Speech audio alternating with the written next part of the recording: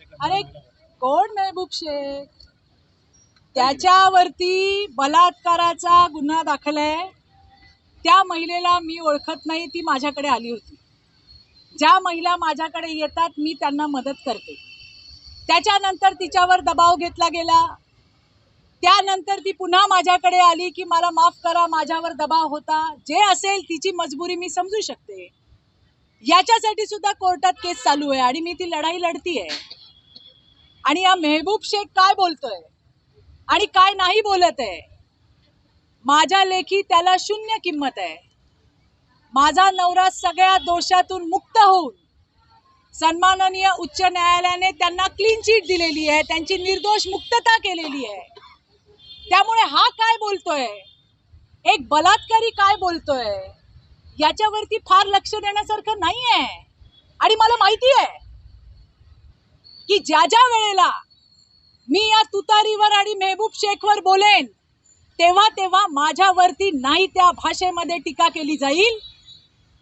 आणि हे तुतारीला मान्य असावं, महिलांच्या सन्मानाच्या गोष्टी करताना विरोधी पक्षातल्या महिलेवरती ज्या पद्धतीने अतिशय खालची म्हणजे पातळीच नाहीये, पातळीहीन बोलणारा हा महबूब शेख, हा त्यांना मान्य आहे. आणि असे महबूब शेख, असे 1760 महबूब शेख चित्रा वाघ तंगड्याला घेऊन फिरत असते. मला काहीही बोललं, कितीही पातळीहीन बोललं तरी महबूब शेख बलात्कारी आहे हे कोणी पुसू शकणार नाही. आणि माझी लढाई कोर्टात चालू आहे, ती मी लढतीये आणि मी ती लढणार आहे.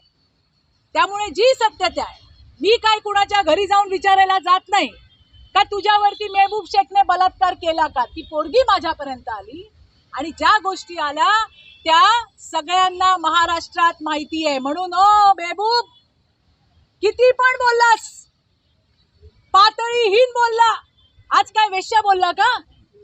बघा तुम्ही पवार साहेब आणि सुप्रियाताई, तुमच्या पक्षाचा युवा अध्यक्ष काय म्हणतोय पाहिलं का?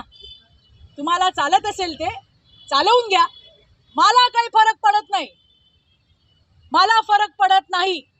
पण किमान महिलांचे उद्गाते आहात, महिलांचं काय म्हणतात ते, महिलांची तुम्ही त्या ठिकाणी आम्हीच महिलांची भलाई करतो, ही जी भूमिका आहे माननीय पवार साहेब आणि लाडक्या बारामतीच्या मोठ्या नेत्या सुप्रियाताईंची, ते तरी परत बोलू नका.